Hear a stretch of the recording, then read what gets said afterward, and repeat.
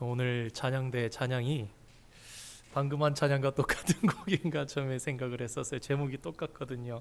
왕이신 나의 하나님.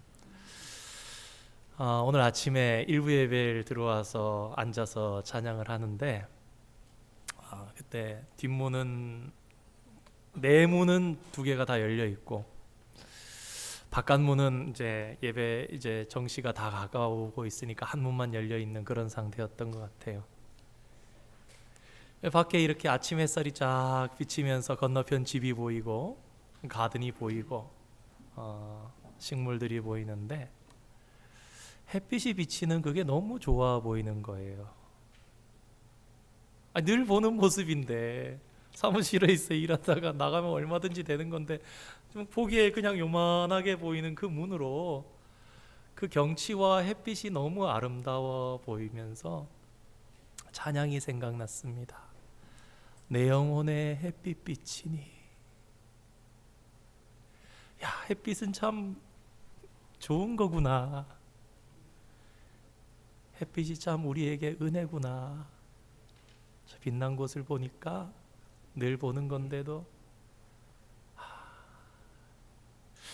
기도를 또 찬양을. 교회가 무엇입니까? 서로 은혜를 끼치는 곳입니다.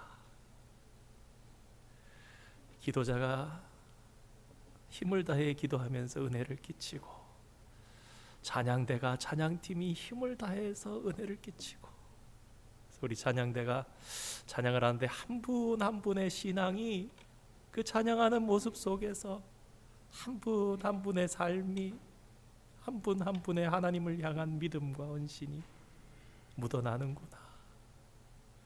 맞아, 잘 되는 교회, 참된 예배는 목회자와 찬양대와 기도자와 뿐만 아니라 온 성도들이 내 앞에 내 뒤에 내 옆에 은혜가 묻어나서 그렇게 예배해야 돼. 그런 생각이 들면서 참 오늘 좋은 날이구나, 아름다운 날이구나, 그런 생각을 해봤습니다. 그러한 놀라운 은혜, 또 은혜를 끼치려고 몸부림치는 우리의 삶이 저와 여러분에게 있기를 원합니다. 우리에게 부모가 되게 하시고 또 우리로 자녀로 또 살아갈 수 있는 그런 축복을 주셨습니다. 그 또한 아름답게 하시기 위함입니다. 상호 책임 관계라는 단어가 있습니다. 좀 이 말이 좀 딱딱하고 교과서를 보는 듯한 그런 느낌은 있지만 어려운 것은 아닙니다. 그러니까 두 사람 사이에 A와 B라는 관계가 흔히 오늘날 말하는 갑과 을의 관계가 아니라는 것입니다. 일방적인 관계가 아니다. 폭력적인 관계가 아니라 상호 책임 관계라는 말은 서로가 서로에게 거룩한 의무를 가지고 있는 관계다. 서로가 서로를 보살피며 돌보는 그러한 책임을 가지는 관계다. 그래서 이런 상호 책임 관계는 궁극적으로는 서로를 향한 무조건적인 사랑을 그 위에 근거하고 있습니다. 지난주 말씀드린 대로 부모와 자녀에 대해서 2주 연속으로 생각을 해보려 합니다. 지난주에는 어떤 자녀가 되어야 하는가? 그랬다면 오늘은 어떤 부모가 되어야 하는가? 그런데 이 자녀와 부모 사이, 부모와 자녀 사이의 관계가 바로 이런 상호 책임 관계다. 그래서 이 상호 책임 관계, 조금 단어는 생소할 수 있겠지만 이걸 가지고 전체적인 맥락으로 지난주와 오늘의 말씀을 연결지어서 생각해 보려고 합니다. 부모와 자녀의 관계가 상호 책임 관계인데, 하지만 안타깝게도 오늘날 사회 속에서 부모와 자녀의 관계는 그 사이에 마땅히 존재해야 하는 이런 상호 책임성이 점점 사라져가는 안타까움 속에 있습니다. 그 관계가 점점 무너지는 뼈아픈 현실을 봅니다. 가끔 그런 얘기 듣죠. 거기 부자가 의절했대. 아들이 아버지를 안 본다 그래. 어머니와 이제 더 이상 보지 않는다 그래. 호적에서 파내야 되겠다 그럽니다. 부모가 자녀를 학대하기도 합니다. 또 자녀는 부모를 방치하기도 합니다. 서로가 서로를 가장 사랑해야 할 가정 속에서 가장 많은 폭력이 발생하기도 합니다. 가정은 보금자리라 그러잖아요. 그런데 우리의 가정이 이 보금자리가 깨어지고 안전하지 못한 곳이 되면 안타깝게도 가정이 가장 무서운 곳이 됩니다. 여러분 그렇지 않습니까? 가정의 사랑이 깨어지고 가정의 신뢰가 깨어지고 가정의 모든 관계가 깨어지면 가장 보호받아야 할 곳에서 보호받지 못한 채 부모도 자녀도 모두 다 신음소리를 내면서 살아갈 수밖에 없는 것입니다. 그런데 우리의 가정에 때때로 이런 신음소리가 날 때가 있습니다. 아름다운 가정을 꿈꾸고 행복한 가정을 만들어 가야 하겠다라는 그러한 생각은 있지만 무언가 이루어가는 것이 쉽지 않습니다. 고민합니다. 어떻게 하면 부부 사이가, 어떻게 하면 내 아들과 내 딸이, 어떻게 하면 내가 엄마와 아빠랑 함께 행복한 가정, 진짜 남들 부러워하는 가정, 사랑이 충만한 가정을 만들 수 있을까 생각하게 되죠. 야, 어디서부터 잘못된 걸까? 도대체 무엇이 잘못된 걸까? 우리가 실타래나 목걸이 같은 거를 막 이렇게 있다 보면은 엉겨가지고 제법 풀기가 어려워질 때가 있습니다. 그때 가장 좋은 방법이 무엇입니까? 가장 느린 것 같지만 실타래를 풀 때 다 풀어내고 원리 원칙대로 합니다. 고지곧대로 해나갈 때에 엉겼던 것들이 풀리게 되는 것을 보는 것처럼 우리가 가정의 문제를 해결할 때에 무엇을 보고 어디로 가야 하는가? 성경으로 돌아가야 한다. 왜요? 성경이 가정의 시작을 알려주고 가정이 마땅히 행해야 될 바를 알려주기 때문에. 그런데 성경은 그래서 이 상호 책임 관계처럼 부모가 자녀에게 해야 할 의무와 책임만 얘기하는 것이 아니라 자녀가 부모에게 해야 할 의무와 책임, 이 두 가지를 동시에 강조하고 있음을 알게 됩니다. 그래서 오늘 이 자녀는 어떻게 하면 부모에게, 그리고 오늘 부모는 어떻게 하면 참된 부모로서 이 상호 책임 관계를 살펴보면서 우리는 어떤 방식으로 우리의 가정을 지켜내는 것이 옳은지 성경 안에서 고찰해보는 시간을 가지기를 원합니다. 자녀를 향한 부모의 책임, 첫 번째로 생각해 볼 것은 부모는 자녀에게 진리를 가르쳐야 한다라는 것입니다. 많은 신앙의 부모가 하는 치명적인 실수 중에 한 가지가 있는데 그것은 자녀의 신앙 교육을, 자녀의 신앙적인 양육을 교회 주일학교에만 맡기는 것으로 생각할 때가 있다라는 것입니다. 물론 교회에서 교역자와 교사들은요, 그래 이 한 번의 예배, 이 한두 번의 한 주일간에 만나는 우리 아이들, 우리 반 친구들, 우리 중고등부, 우리 유초등부 열심히 예배하고 뜨겁게 사랑해서 바른 영성으로 바른 믿음으로 나아가게 해야지라고 하지만 그것은 그들의 최선을 다하는 것이고, 엄밀하게 얘기하면 교회 학교는요 아무리 많아야 일주일에 한 번 아니면 두 번입니다. 그러니까 교회 학교의 교육과 양육은 어떻게 보면 외식이라고 할 수 있는 것이죠. 저도 자녀가 어릴 때는 뭐 굳이 외식해야 되나 뭐 그럴 형편도 아니고 그렇지만 저보다 한 10살 정도 많은 이제 목사님 그러더라고요. 전 목사님, 애들이 자라면 한 번씩 외식도 해야 돼요 그러는 거예요. 너무 못 먹어봐도 애들이 나가서 그렇고, 물론 너무 과할 필요도 없지만 가끔씩은 그런 데 필요하다라는 겁니다.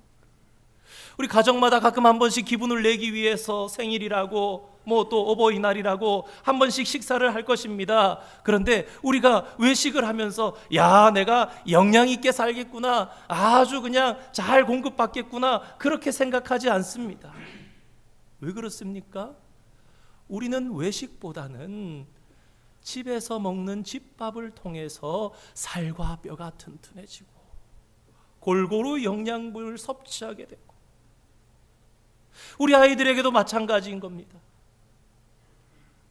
실제로 아이들이 물론 영양을 받고 교육을 받고 신앙을 고취하기도 하지만 정말 더 많은 영적인 영향을 받는 것은 바로 부모로부터라는 사실을 우리는 잊어서는 안 됩니다. 부모로부터 신앙의 영향을 훨씬 더 많이 받습니다. 우리 오늘 신명기 6장 6절에서 7절 말씀을 읽었습니다. 우리 다시 한번 읽어볼까요?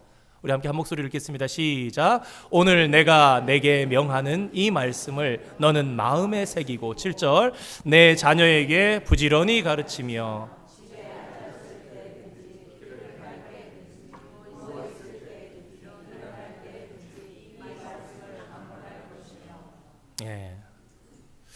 자, 근데 순서가 있습니다.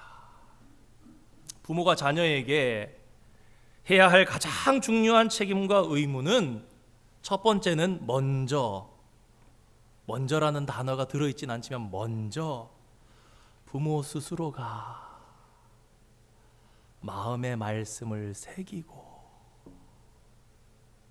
그 새긴 말씀을 자녀에게 부지런히 가르치라, 그 말씀이에요.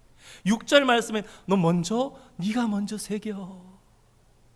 요새 강의를 잘하는 학원 강사들을 일타 강사라 그런데요. 보니까 한 달에 억이 넘게 번다고 그러더라고요.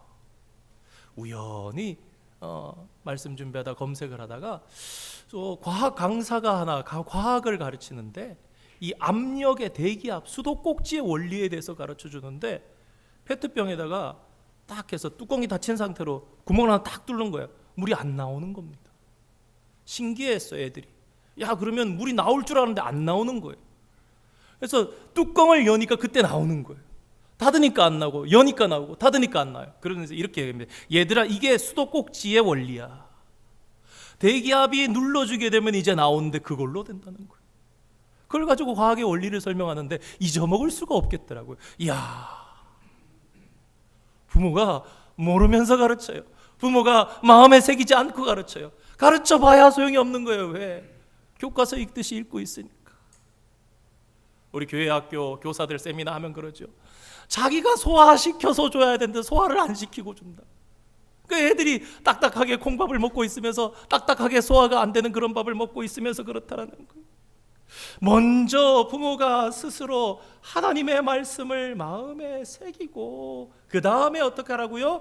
앉았을 때든지 길을 갈 때든지 누웠을 때든지 일어날 때든지, 다른 말로 항상 자녀에게 말씀을 이야기해라. 참 오늘날은요, 우리 아이들과 함께 할 수 있는 시간이 잘 없는 것 같아요. 저는 개인적으로 이렇게 생각해 보면 아이들 라이드 해주는, 새벽기도 마치고 들어가서 잠깐 라이드 해주는 10분 15분의 시간이 그 시간이 거의 대부분이에요. 그러면 마치고 들어가서 잠깐 보거나 혹 가끔 늦게 들어가면 애들 자고 있어요.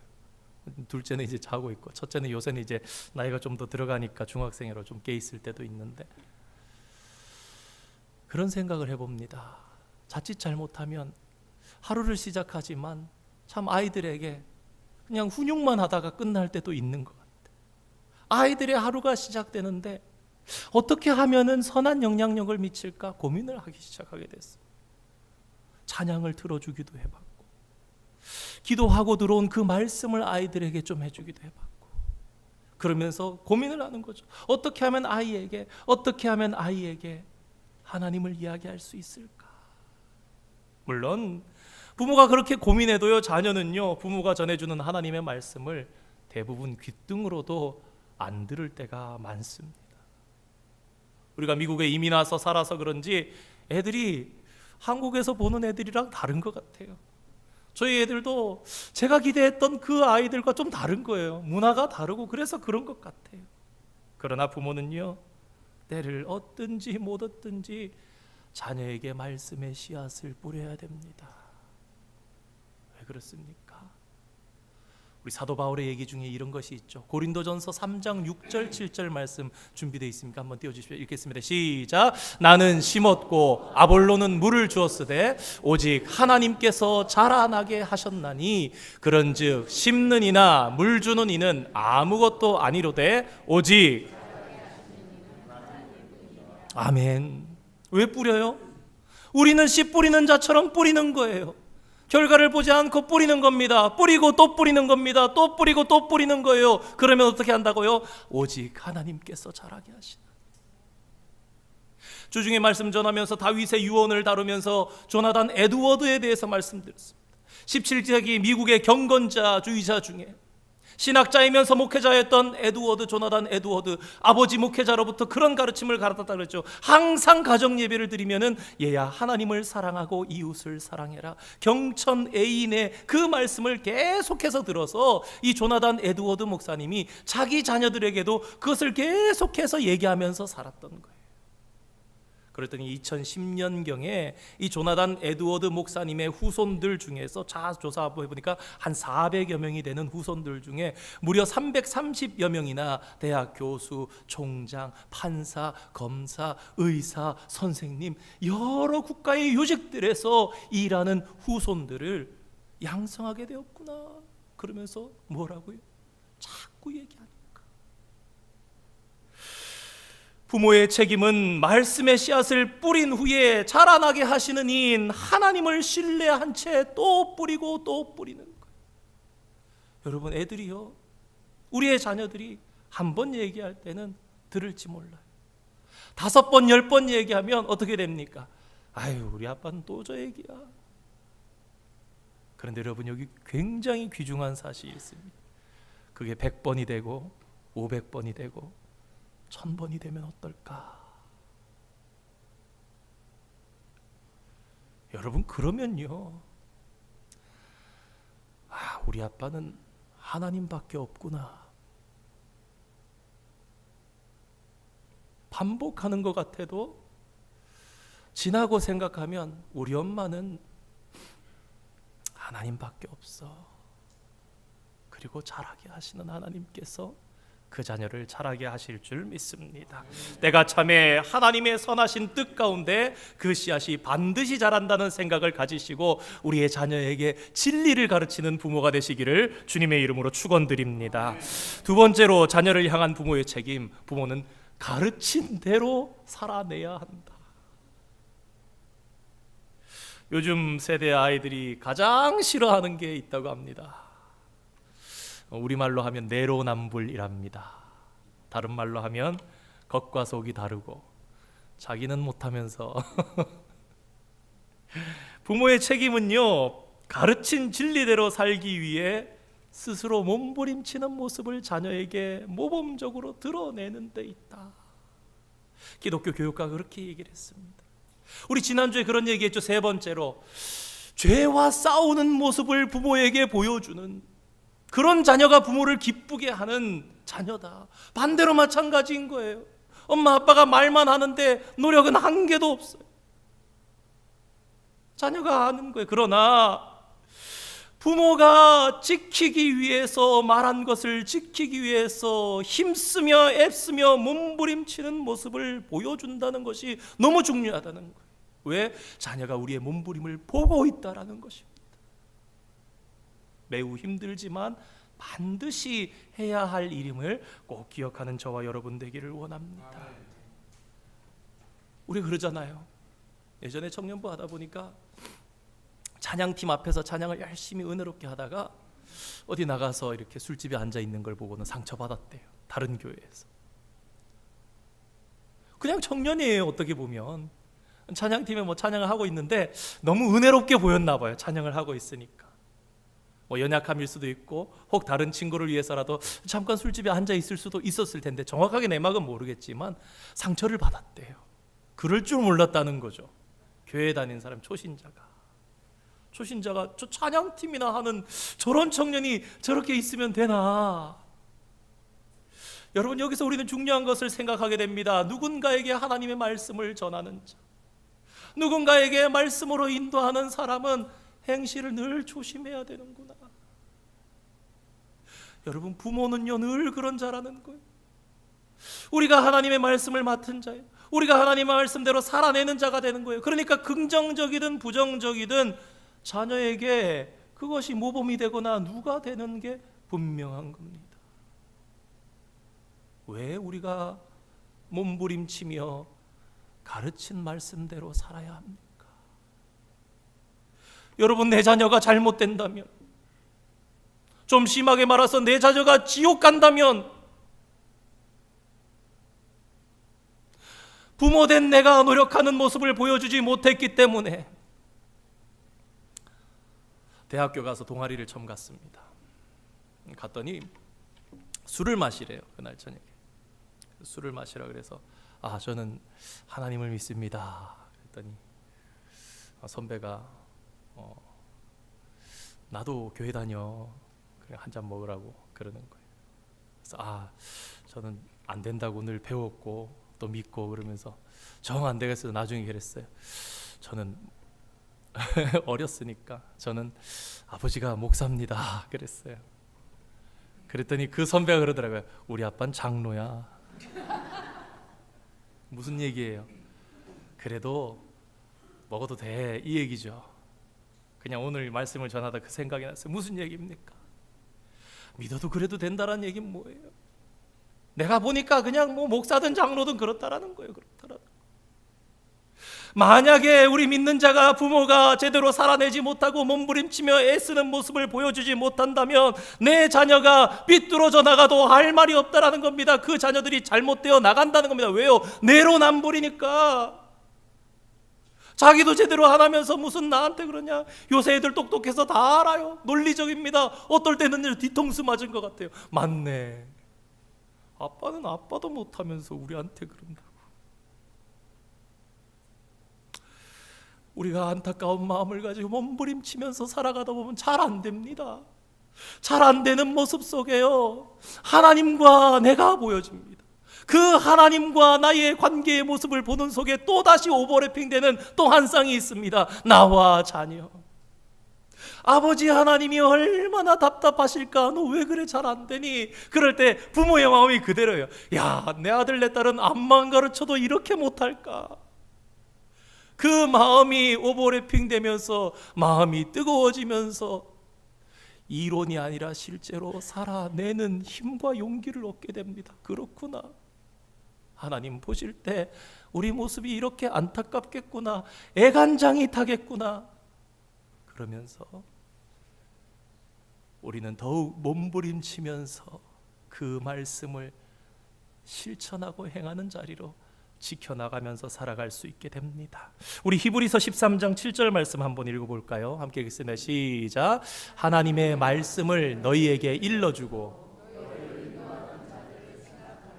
그들의 행실의 결말을 주의하여 보고 그들의 믿음을 본받으라. 이 말씀 중에서 믿음을 본받으라라는 이 말씀을 가지고 핵심적으로 살펴보려고 그러는데, 그 전에 보면요, 그들의 행실의 결말을 주의하여 보고, 무슨 얘기냐? 아무나 인도했던 자들을 중에서 바라는 게 아니에요. 너희를 인도했던 자들 중에 어떤 자들? 그들의 행실의 결말, 즉 열매가 있는 자들을 보고, 야, 저분 저렇게 사는 거 보니까 그랬는데 열매가 있는 걸 보니까 진짜네. 그 다음엔 어떻게 하라고요? 그들의 믿음을 본받으라. 이 본받으라는 동사, 이 헬라어를 직역하면 본받다, 흉내내다, 모방하다라는 뜻을 가진, 좀 이렇게 발음이 힘듭니다, 미메오마이라는 헬라어를 사용하고 있는데요, 이 미메오마이라는 동사를 부모와 자녀 사이의 관계성에다가 집어넣고 생각하면 좀 부담스러운 의미가 됩니다. 그 이유는 자녀는 좋든지 싫든지 부모를 닮기 마련이라는 것입니다. 좋아하는 모습, 싫어하는 모습, 해야 하는 모습, 하지 말아야 하는 거 다 닮아갑니다. 무의식적으로. 통계를 조사해보면 그렇다죠. 부모 자녀 관계에 대해서 나는 아버지 이런 모습은 절대 안 닮을 거야 그랬던 아들이 자기는 절대 안 닮을 거라 그랬는데 나중에 보니까 아버지처럼 하고 있다라는 것입니다. 신기하게도 자녀는 부모의 좋은 습관보다 좋지 못한 습관을 더 따라가고 더 닮기도 한다고 합니다. 실례를 안 들어도 우리 중에서도 어머니 아버지 관계 보면서 야, 참 어떻게 저렇게 똑같나 이런 생각할 때 많이 있지 않습니까? 이게 미메오마이라는 동사가 무의식 가운데서 우리 가운데 작용하는 것이기 때문입니다. 사랑하는 성도 여러분, 진리를 가르치는 것은 비교적 쉽습니다. 무엇에 비해서요? 진리를 가르친 대로 살아내는 것보다 말입니다. 그러나 그 어려움을 치열하게 몸부림치면서 살아내는 부모의 모습을 본 자녀는요, 그 몸부림을 어떻게 하겠습니까? 아까 말씀드렸죠. 단순한 가르침도 10번, 100번, 1000번 하면 아, 우리 아빠는 믿음밖에 없구나. 우리 예전에 성미를 하죠. 우리 여성분들이, 집사님들이 한 끼를 금식하면서 담아서 일주일에 6번, 7번을 담아가서 쌀로 헌금을 합니다. 그리고 이렇게 새벽기도 마치고 와서 밥을 짓고 어떻게 합니까? 십자가로 딱 주걱을 긋습니다. 십자가로 딱 그어요. 먹을 것을 책임지는 엄마가 믿음을 가지고 기도하고 와서 첫 끼니 밥을 지어서 십자가로 긋는 거예요. 여러분, 그 안에 믿음이 담겨 있는 거예요. 주여 우리의 먹을 것까지 책임져 주시고 우리 가정을 강건하게 하여 주시고 힘이 있게 하여 주시고 영향이 있게 하여 주시고. 예전에 우리 아내도 그리고 저도 그렇고 저는 이제 몇 번 보지는 뵙지는 못했습니다만은 그때 80이 넘으셨는데 어부세요. 어부신데 자녀가 5 있는데 그 중에 4명이 목회자입니다. 그리고 늘 아침에 이렇게 바다를 바라보면서 묵상하시고 하나님 말씀 생각하시고, 아버지는 집사님이지만 목사인 아들들 다 앉혀놓고 손 얹어 축복 기도해주는 아버지세요. 자녀들이 무엇을 보는가? 하나님과 함께 몸부림쳤던 부모의 그 기도, 하나님과 함께 몸부림쳤던 아버지의 그 예배, 하나님과 함께 몸부림쳤던 어머니의 그 신앙, 몸부림치면서 살았던 것을 봐왔던 자녀는 부모가 떠난 후에라도 반드시 그 몸부림을 기억하고 그 몸부림대로 몸부림쳐야 되는구나라는 걸 알게 된다는 것입니다. 목회자들 중에 그런 분이 있어요. 대학생 때 이 교회 가지 말라고 피켓 들고 이렇게 있었대요. 자기 아버지 목회하는 교회. 여러분, 저 교회는 나쁜 교회니까 가지 마십시오라고 이렇게 피켓 들고. 어느 날 30 중반에 이분이 이제 보지 못하게 되고 굉장히 고통 가운데 있을 때에 하나님 찾아가서 엎드리고 울고 기도하게 되더라고요. 그 누구 때문에 그렇습니까? 무엇 때문에 그렇습니까? 아무리 부정하려 해도 이 자녀의 마음 속에는 그 무의식 속에 주를 의지하는 부모의 모습을 보아온 것이 있기 때문에 그 길로 간다라는 것입니다. 그러므로 사랑하는 성도 여러분, 저와 여러분이 마땅히 가야 할 부모의 모습은요, 늦은 것 같아도 늦은 게 아닙니다. 오늘이라도 붙잡고 몸부림치며 살아내고 한마디라도 더 하나님에 대해서 얘기해 주며 그 기도, 그 예배, 그 신앙, 그 모습을 보여주는 것입니다. 이것이 바로 상호 책임의 관계입니다. 우리 3번째로 부모의 책임, 부모는 사랑으로 훈육하고 징계해야 한다라는 것입니다. 자녀는 부모의 감정 쓰레기통이 아닙니다. 우리 지난주에 엄마는 자녀들의 감정 쓰레기통이 아니다 그랬는데 반대로 부모들도 마찬가지. 자녀들은 훈육의 대상이 아닙니다. 자녀들은 손찌검의 대상이 아닙니다. 분풀이의 대상이 아닙니다. 오히려 부모는 하나님께서 맡겨주신 자녀가 잘못된 길로 갔을 때 그들을 사랑으로 훈육하고 징계할 책임과 의무가 있습니다. 저 참 많이 맞고 자랐습니다. 첫 번째 이유는 제가 개구장이라서 그랬습니다. 제가 이렇게 아무래도 그러다 보니까 아이들이 때려야 좀 이렇게 잘 말을 듣지, 때려야 뭐 잠언의 말씀도 있잖아요. 때리라 죽지 아니하리라 그랬잖아요. 그래서 죽을 때까지 때리라는 말씀이 아니라, 근데 그런 생각들을 가지고 있는데 어느 날 이제 저희 자녀들도 이렇게 때리며 훈계할 때가 있죠. 그랬더니 부모님이 말리는 거예요. 얘야, 아이들은 그렇게 키우는 게 아니란다. 저 속으로 생각을 했죠. 저는 많이 맞았는데요. 반문을 하지 않았습니다. 그런데 어느 날 그냥 이렇게 반문하지 않았지만 그러시는 거예요. 나는 그때 부모가 처음이라 자녀를 어떻게 길러야 되는지 몰라서 그랬다. 그런데 그 모습이 맞으면서 저도 아프고 싫었을 텐데 그래도 맞아야 삐뚤게 안 나가지라는 생각이 어느 순간에, 물론 그런 것도 있겠죠. 성경 말씀처럼 훈육해야 되겠죠. 왜? 눈물로 그 얘기를 말씀을 드리려고 그러는데, 잠언은 이에 대한 원리를 우리에게 제시합니다. 우리 잠언 3장 12절 말씀 한번 읽어보겠습니다. 시작. 대저 여호와께서 마치 아비가 그 기뻐하는 아들을 징계함같이 하시느니라. 성경이 말하는 징계는요, 폭력적인 게 아닙니다. 제멋대로 하는 것이 아닙니다. 성경이 말하는 징계의 근본 원리는 하나님, 여호와 하나님의 징계의 그 근거와 뿌리를 두는데, 여호와 하나님의 징계는 철저하게 하나님의 사랑에 근거한다라는 것입니다. 그래서 방금 읽은 말씀에서 사랑과 기쁨은 얼마든지 바꿀 수 있는 거예요. 사랑하는 아들을 징계하고 징계하는 아들은 기뻐하는 아들인 거예요. 사랑의 반대가 미움이 아니지요. 왜? 미움은 너무 적극적인 단어니까. 사랑하지 않는 사람을 어떻게 적극적으로 대합니까? 그래서 우리 잘 아는 것처럼 요새는 흔히 사랑의 반대는 무관심입니다. 내가 적극적으로 미워할 만큼 나에게 어떤 기쁨과 떨림도 주지 못하는 사람에게 적극적으로 미워하는 감정을 가진다는 것은 오히려 가능성이 있다라는 것이죠. 아직 포기하지 않았다라는 것이죠. 오히려 무덤덤하고 포기하고 무관심하게 될 때, 그때는 징계도 없습니다. 육이라 그러죠. 로마서 1장. 일전에 미국의 한 방송의 다큐멘터리를 보는데 교도소에 가서 흉악한 범죄자들에게 인터뷰를 합니다. 어느 한 인터뷰어가 그렇게 얘기를 합니다. 여러분, 당신의 부모에 대해서 한마디 해주십시오라고 했더니 그 사람이 갑자기 분노하면서 화내면서, 나 앞에서 부모 얘기 꺼내지 마라. 내가 총기를 잡을 때도, 내가 마약을 할 때도, 내가 절도를 할 때도 나에게 아무런 말 한마디 하지 않았던 사람들이 그 사람들이라고. 그러면서 나는 그들이 너무 밉다라고 얘기를 했습니다. 성도 여러분, 참된 부모는 과연 누구입니까? 잘못된 자녀를 죽이기 위해서 징계하는 것이 아니라 살리려고. 하나님께서 이스라엘 백성들을 왜 징계하십니까? 가만두면 죽으니까. 살리려고 징계하신, 눈물로 징계하신 하나님 아버지의 마음을 성경을 통해 깨닫고 그 마음으로 아이들. 작년 이맘때쯤인가 말씀드렸었죠. 어려운 일이 있을 때 네가 어떻게 그럴 수 있냐?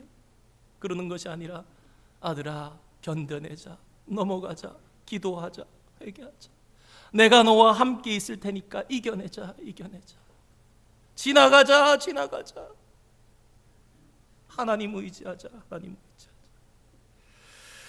우리는 지난주 어떤 자녀입니까? 라는 말씀의 제목으로 나누면서, 첫 번째, 부모에게 순종하는, 잔소리도 잘 듣는 자녀. 둘째로, 부모의 기쁨이 되는 자녀. 셋째로, 죄와 싸우는 모습을 보여주는 자녀가 진짜 효도하는 자녀다. 그런 이야기를 했습니다. 그리고 이제 자녀를 향한 부모의 책임, 부모를 향한 자녀의 책임, 이제 세 가지씩 모두 살펴본 격이 됩니다. 그런데 지난주와 오늘까지 드린 이 모든 말씀은요, 한 가지가 전제되지 않을 때 무의미한 것이 됩니다. 이론은 되되 현실 실현 가능성이 없는 것입니다. 그렇다면 부모와 자녀 사이의 상호 책임성의 관계, 그 전제되는 것이 무엇인가? 무엇이 있을 때 우리는 이러한 부모가 될 수 있고 이러한 자녀가 될 수 있는가? 그것이 바로 그리스도 안에서입니다. 지금까지 살펴보았던 부모와 자녀의 기본 원리들은 모두 다 그리스도 안에서 살아갈 때만 우리 안에 이루어진다라는 것입니다. 우리 대표적인 말씀 하나 보겠습니다. 골로새서 3장 20절 말씀입니다. 읽겠습니다. 시작. 자녀들아, 주 안에서 핵심은 주 안에서 부모에게 순종하라. 이것이야말로 주 안에서 부모를 기쁘게 하는 것이다. 우리 에베소서 6장 1절 말씀 잘 아시는 말씀 한 번 더 읽겠습니다. 시작. 자녀들아, 이것이 옳으니라. 자녀는 주 안에서 부모에게 순종해야 하며 이것이 마땅하며 옳다. 그렇다면 이 표현이 정확하게 무엇을 의미하는 것일까? 성경학자들이 고민하며 애쓰며 기독교 교육학자들이 고민했는데 무엇일까? 여러 가지 방도가 있었지만 그 중에 왕도가 무엇인가? 하나님 아버지와 아들 예수 그리스도의 관계 안에서 찾아내는 것이다. 그렇게 결론을 내렸습니다. 물론 성부 하나님과 성자 예수님의 관계는 인간적인 부자 관계는 아닙니다. 그럼에도 성부 하나님과 성자 하나님 사이의 관계성을 살펴보면서 우리는 정말 가장 참된 부모와 참된 자녀의 관계가 어떻게 되어야 할까? 그 해답을 찾을 수가 있습니다. 왜요? 우리가 누굴 닮게 창조되었습니까? 하나님의 형상 따라 만드셨어요. 하나님께서 가장 먼저 창세기 2장에 이루신 공동체가 무엇입니까? 가정 공동체, 아담과 하와. 그렇다면 그 가정은 마땅히 무엇을, 누구를 닮아 있을까요? 여러분 한번 생각해 보시기 바랍니다. 예수님이 얼마나 하나님에 집중하셨는가, 얼마나 하나님 아버지 생각하셨는가. 예수님의 관심은 항상 하나님 기뻐하시는 것, 하나님의 뜻이 주기도문에도 나오지 않습니까? 아버지의 뜻, 아버지의 뜻을 이루기. 아들은 아버지를 생각하는데 아버지는 늘 아들을 생각해요. 아들을 보니까 아버지를 계속 생각해요. 그 속에는 무엇을? 영원한 사랑과 영원한 기쁨이 아버지 성부 하나님과 아들 성자 예수님 사이에는 영원한 사랑과 영원한 기쁨이 넘쳐나는 것을 알게 됩니다. 예수님은 그 어떤 일도 자신의 뜻대로 하지 않으셨습니다. 이러한 영원한 사랑과 영원한 기쁨을 우리가 우리 부모와 자녀의 관계에 적극적으로 반영하면서 살아간다면 여러분 안 되겠습니까? 반드시 되고야 말 가능성이 어디에 있습니까? 우리 하나님의 신실하심, 우리 하나님의 소망하심. 왜? 하나님께서는 마땅히 우리의 가정이 그렇게 되기를 원하고 계십니다. 성령께서 가르치시고 하나님의 신실하심이 포기하지 않으시고 이루시고 말 것입니다. 우리는 약해도 우리 안에 가르치시고 계속해서 우리로 살게 하시고 우리로 그렇게 영원한 사랑과 영원한 기쁨 안으로 들어가게 하십니다. 저희 아버지는 좀 불우한 어린 시절을 보내셨습니다. 아주 어릴 때부터 부모님과 좀 헤어져서 따로 지내게 되시고 성인이 되시고 다시 부모님을 만나셨어요. 저에게 늘 미안한 마음이 있으시대요. 크고 나서 말씀하시더라고요. 아들아, 아버지가 자랄 때 아버지가 없이 자라서, 아버지 생존에 계셨지만 육신의 아버지를 어린 시절을 자랄 때마다 초등학교, 중학교, 고등학교 때마다 어떤 아버지의 역할을 했는지를 본인은 모르신다라는 거예요. 아버지가 아버지를 경험해 보지 못해서 아들에게 아버지 역할을 제대로 하고 있는지 모르겠다라는 말씀을 하셨어요. 그런데 오늘 말씀을 준비하면서 보니까 저희 아버지는 참 훌륭한 아버지셨구나라는 생각을 해봤습니다. 기독교 교육학적으로 부모와 자녀에 대해서 연구 자료들을 보면서 아버지는 요한복음의 말씀을 항상 저에게 말씀해 주기를 좋아하셨어요. 아들아, 아버지 것이 다 네 것이지. 그러면서 네 것도 다 아버지 거야, 그 말씀은 안 하시더라고요. 아버지 것이 다 네 것이지. 미국 나이로는 19살 때 제가 면허를 땄습니다. 한국은 좀 더 늦게 따게 되니까. 따자마자 뭐 허름한 차라서가 아닙니다. 나름대로 그래도 그때 이제 서울에 살 때인데 중형 세단을 차키를 다 주셨어요. 그때부터 한 6개월 정도 운전을 하다가 군대에 갔는데 지금 이렇게 뭐 수십만 마일 달리고 나서 그때를 이렇게 돌아보면 아찔합니다. 차키를 줄 수 있는 그게 아니에요. 아버지는 마음이 좋고 기뻤던 거예요. 또 아들이니까 또 믿었던 거예요. 내 아들은 달라. 그리고 또 아들을 향해서 지극히 사랑하시죠. 그 운전 경험 덕분에 이제 신교대에 가게 됐을 때 운전을 실질적으로 하는 친구들이 잘 없어서 제가 경찰대학의 운전수로 착출이 돼서 교수들을 모시고 다녔는데요. 2년 2개월 동안. 군대에 이렇게 몇 달이나 1년에 한 번씩 휴가를 나가면은 아버지가 세차를 해두고 차에 기름을 풀로 딱 채워놓고는 차 열쇠를 책상 위에다 딱 올려두시는 거예요. 아버지 걸어 다니시고 휴가 나왔으니까 타고 다녀라 그거죠. 반대로 저는 못할 것 같아요. 아버지가 정말 저를 사랑하셨구나, 저를 믿으셨구나. 야, 아버지 것이 다 내 것이지. 아버지 것이 다 내 것이지.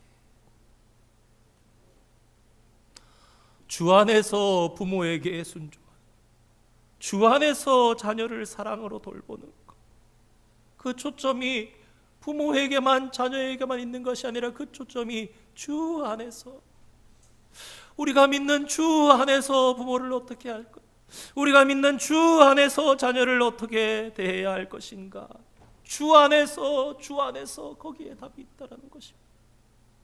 해마다 5월이면 가정의 달이라 그럽니다. 오늘 5월 21일 부부가 둘이 하나 된 날이라고 한국에서는 기념한다고 합니다. 부모님의 은혜를 기리며 부모의 가슴에 카네이션이 달립니다. 사랑 담긴 감사의 편지를 주고받는 부모와 자녀의 관계를 종종 봅니다. 하지만 부모와 자녀 사이의 진정한 관계성은 이러한 이벤트성이나 단회적으로 끝나는 문제가 아닙니다. 5월에만 생각해야 할 것도 아니며 어버이 주일에만 한정적으로 해야 할 사안도 아닙니다. 지난주와 오늘 우리는 부모는 어떤 책임과 의무를 가져야 하는가, 또 자녀는 부모를 향해서 어떤 책임과 의무를 가져야 하는가, 그리고 오늘 상호 책임관계라는 단어 안에서 무엇보다 그 본질은 주 안에서 라는 말씀을 계속해서 우리 안에 도전시키고 내면하고 살아가기를 원합니다. 사랑하는 성도 여러분, 가정이 무너지면 개인이 무너집니다. 그리고 가정이 무너지면 우리 사회도 무너지게 돼 있습니다. 이 가정의 근본 원리는 부모와 자녀의 관계성입니다. 우리가 이 5월에만이 아니라 항상 성부 하나님과 성자 예수님 사이에 존재하는 영원한 사랑, 영원한 기쁨을 깊이 묵상하면서 저와 여러분의 가정이, 우리의 부모와 자녀 사이의 관계가, 우리와 부부의 관계가, 형제 사이의 우애가 하나님 안에서 해결되죠. 하나님께서 믿는 자의 가정을 반드시 보살피시고 올바르게 만들어 가시고 회복시키실 것이고 상처를 치료하실 것임을 믿으면서 주 안에서 또 주 안에서 살아가면서 우리의 가정이 진정한 가정들, 우리의 가정이 하나님의 나라가 되는 축복을 누리는 가정들이 다 되시기를 주님의 이름으로 축원드립니다. 기도하겠습니다. 거룩하신 하나님 아버지, 감사드립니다. 저희들에게 가정을 허락해 주시고 부모와 자녀의 관계를 맺으며 살아갈 수 있도록 인도해 주시니 감사합니다. 하나님, 부모만이 자녀에게 책임과 의무가 있는 것이 아니며 자녀만이 부모에게 책임과 의무가 있는 것이 아님을 생각해 보았습니다. 어떤 부모로 살아왔습니까? 자녀에게 마땅한 부모로 살아왔는지요? 나이가 많다고, 낳고 길렀다고 함부로 대하며 내 것이 아닌 자녀를 내 것이라는 생각으로, 때로는 감정 쓰레기통처럼 생각하고 함부로 하며 살지는 않았습니까? 가정은 하나님께서 세우신 것입니다. 하나님께서 이루라고 하신 명령입니다. 그렇게 이 시간 성경을 통해서 참된 부모와 자녀의 모습을 어떻게 하면 이룰 수 있을까 고민하며 생각해 보았습니다. 주 안에서 부모를 공경하라. 주 안에서 자녀를 사랑하라. 주 안에서 사랑으로 징계하며 주 안에서 가르친 대로 살아내는 부모가 되게 하여 주시옵소서. 이 5월에만 잠시 생각하고 마는 것이 아니라 예수님과 아버지 하나님의 관계처럼 믿음의 가정의 부모와 자녀의 모습이 주를 닮아가는 가운데 충만한 사랑의 공동체요 믿음의 공동체 되게 하여 주시옵소서. 우리 가정마다 하나님 친히 오셔서 다스려 주시고 인도하시며 회복시키시며 소성되게 하시며 치유되게 하시며 온 믿음의 가정마다 주님의 기쁨 되게 하여 주시옵소서. 예수님의 이름으로 기도드립니다. 아멘. 우리 함께 봉헌송 찬양하시겠습니다.